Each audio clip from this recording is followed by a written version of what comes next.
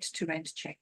Now, if a tenant who is applying for a property has got a UK passport, then that's not a problem.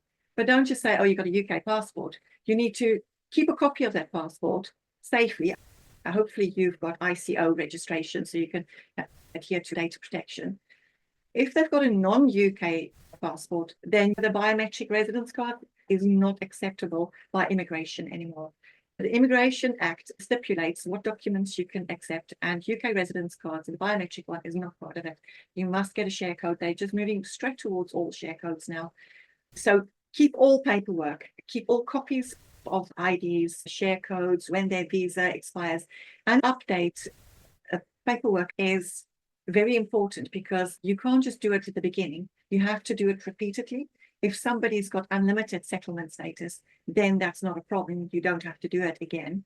But if they've got an expiry date on there, you need to check it. So there are rules and regulations regarding that. So just look it up if you're not familiar with it. It's like a whole webinar on its own.